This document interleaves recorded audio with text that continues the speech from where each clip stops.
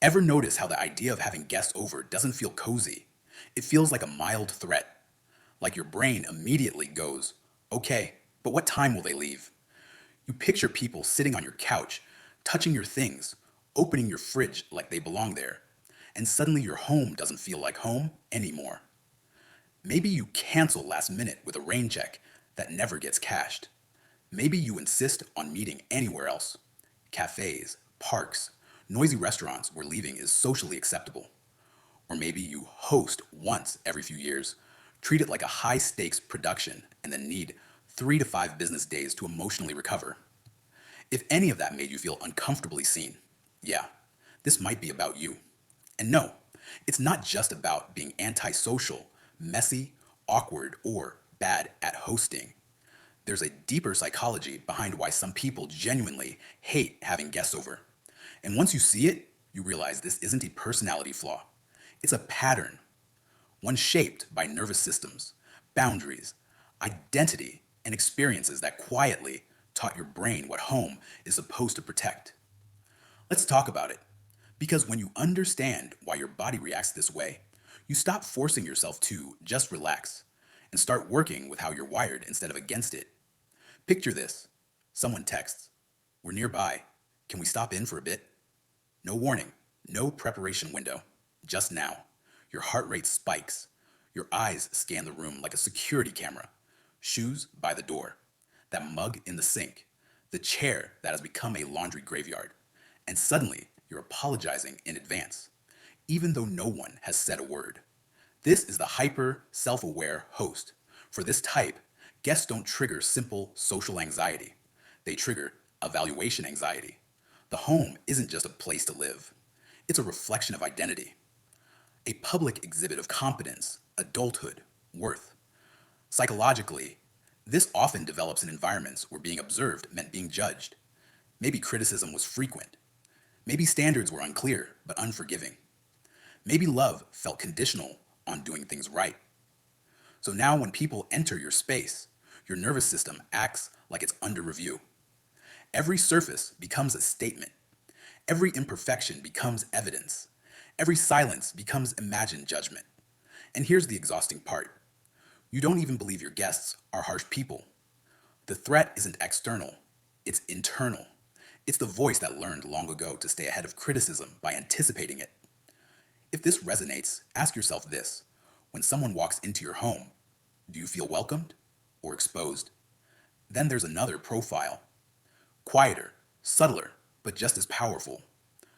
Imagine someone who genuinely likes people. They're thoughtful listeners. They care deeply. They show up when it matters. But when guests are in their home, something shifts. Their shoulders tense. Their mind stays alert. Their body never fully settles. This is the nervous system protector. For these individuals, home isn't about aesthetics or performance, it's about regulation. It's the one environment where their senses soften, their breathing deepens, and their mind finally stops scanning. When guests come over, even people they love, that regulation disappears. Psychologically, this is common in people with highly sensitive nervous systems or introverted processing styles. Not shy, not antisocial, just wired to process stimulation deeply. Conversation, sound, movement, emotional cues, all of it requires effort. So while others relax socially, this type stays subtly on duty. That's why phrases like just chill, it's casual, don't help. Casual for one nervous system is still demanding for another. If this is you, it's not that you dislike company. You dislike losing access to your safest state of being. Then there's a type people misunderstand entirely. The person who doesn't see the point of hosting at all. They're not anxious. They're not overwhelmed. They just don't get it. Why clean for hours? Why offer snacks? Why curate vibes? Why pretend the couch arrangement matters? This is the autonomy first mind. Psychologically, these individuals value independence, authenticity, and efficiency. Social rituals that feel unspoken or performative register as unnecessary labor. Hosting doesn't feel bonding. It feels like playing a role someone else invented. They'd rather connect through ideas, shared activities, or meaningful conversation than through hospitality theater. So having guests over feels like agreeing to expectations they never signed up for. If this resonates, notice this distinction. Do you dislike people in your space? Or do you dislike the script you're expected to follow? Now let's go deeper, into a layer people rarely articulate. Imagine someone whose home feels intensely personal, almost sacred. Every object has a story. Every room holds memory. The space itself feels like an extension of their inner world. Now imagine someone moving through it casually, sitting where you sit, touching what you touch, leaving behind energy that isn't yours. This is the spatial boundary guardian. Psychologically, this often develops in people who lack the control over their space earlier in life. Shared rooms, no privacy, unexpected intrusions, constant interruptions. So adulthood becomes about reclaiming territory, not aggressively, but deeply, quietly. The home becomes a symbol of autonomy and self possession. When guests enter, even briefly, the body remembers something old. I don't fully own this moment anymore. If this fits, your discomfort isn't about manners or social skills. It's about boundaries that exist in space, not words. And finally, there's the type that surprises everyone, including themselves. The person who can host, impressively. The house looks perfect. The food is thoughtful. The conversation flows. Guests leave saying, "That was amazing. We should do this more often."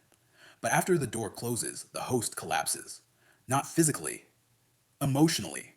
This is the overfunctioning host. Psychologically, this pattern often comes from people who learned early that being helpful, pleasant, or impressive was how they earned safety or approval. Hosting becomes a performance of worth, and performances are expensive. They don't hate guests, they hate the invisible cost afterward. The exhaustion, the emptiness, the sense of having given more than they received. If this resonates, ask yourself something gently but honestly. Do you avoid having people over? Or do you avoid who you become when they are?